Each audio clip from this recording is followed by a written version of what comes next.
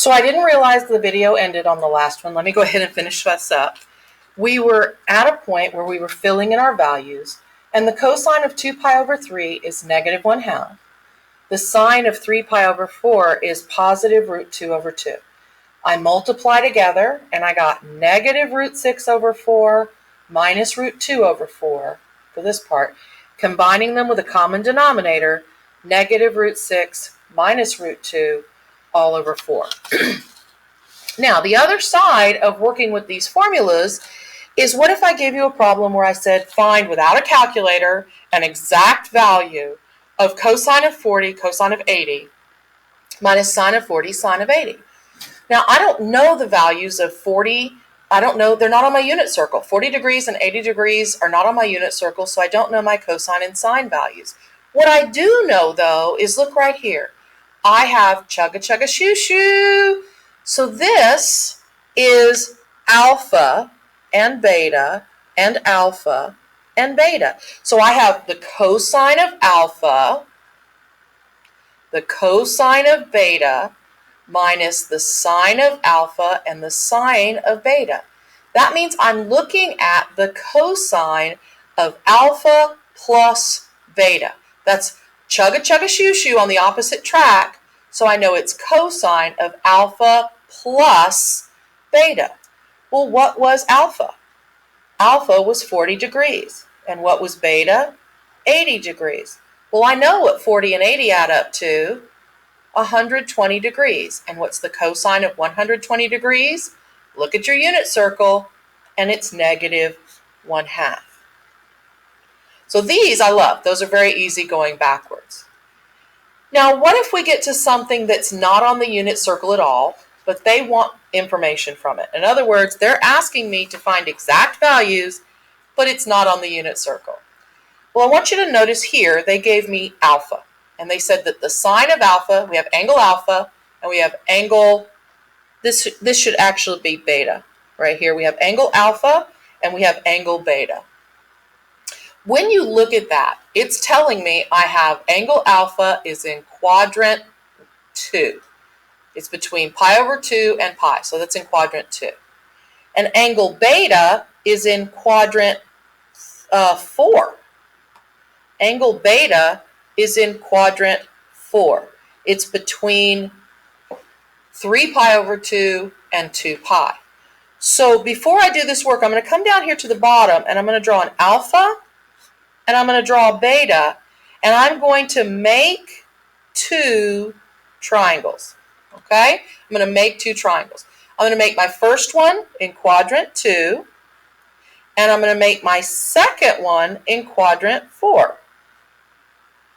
They've given me the sine values. Now you should remember that sine is y over r. So looking at my triangle here, here's alpha, here's y, and here's r. I've got 3 and 5, my y and my r.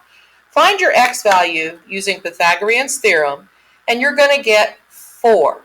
But it's to the left, so that's negative 4 for the x value. So x is negative 4, y is 3, and r is 5. And then on my beta triangle, they told me that this is also x over r, because they told me the sine value. I'm sorry, it's y over r. They told me the sine value. So the y value is negative 1, and the r value is root 5. Using Pythagorean's theorem, I would find that this value is 2, and it's going to be positive because it's to the right. So x is 2, y is negative 1, and r is root 5. So now we can go back and answer our questions. The cosine value of alpha is going to be, remember that cosine of any theta is equal to x over r. So I'm going to use x, which is negative 4, over r, which is 5. And the cosine of alpha is negative 4/5.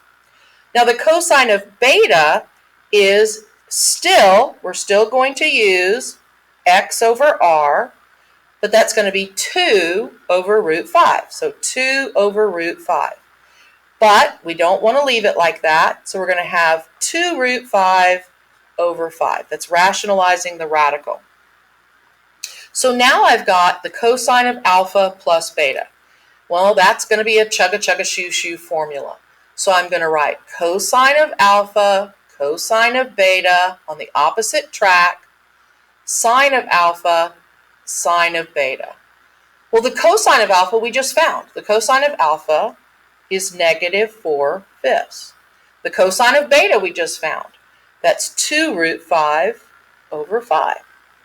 The sine of alpha, they gave it to us. Now, if you've forgotten that they gave it to us, it's still y over r, still 3/5, but they did give it to us. So 3/5. And the sine of beta, they gave that to us as well, negative root 5 over 5. Or you could recognize it's negative 1 over root 5, and then you would convert it to negative root 5 over 5. That means I'm going to have negative 8 root 5 over 25 plus, because this is negative times negative, 3 root 5 over 25. Now when I add these together, and I can because they're like terms, because I've got something root 5 plus something root 5. I'll get negative 5 root 5 over 25. Now that's the answer. But just like with any other fraction, we can reduce. So the answer is negative root 5 over 5.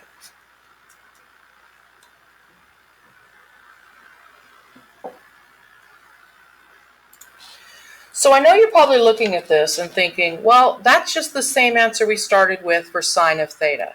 That's purely by luck. It doesn't always come out that way. So just do your work step by step and make sure you're following what you need to do. The next problem says that we are looking at establishing an identity. This goes back to section 7.4.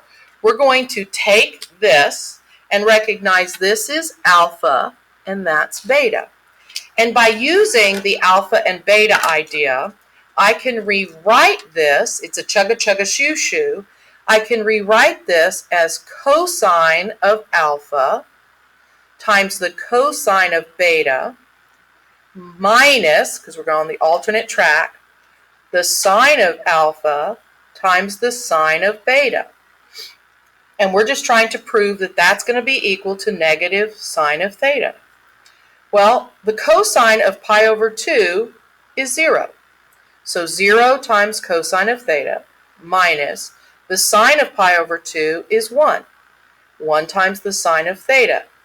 And I've got 0 times anything is 0 minus 1 times sine of theta means negative sine of theta equals negative sine of theta. And they match. Therefore, yes, we have established the identity. One more. Let's prove that the tangent of 2 pi minus theta is equal to negative tangent of just theta. Once again, let's call this alpha and let's call this beta. And I'm going to write the tangent formula for alpha minus beta. I'm going to have to look that one up because I never remember what those are. But I know that it's tangent of 2 pi alpha minus tangent of theta divided by 1 minus tangent of 2 pi times the tangent of theta. I looked up the formula. I know that the tangent of 2 theta is 0 minus the tangent of theta divided by 1 minus 0 times the tangent of theta. And just like last time, 0 times anything is gone. And that leaves me with negative tangent of theta over 1. And that equals the negative tangent of theta. And that matches. So it is an identity.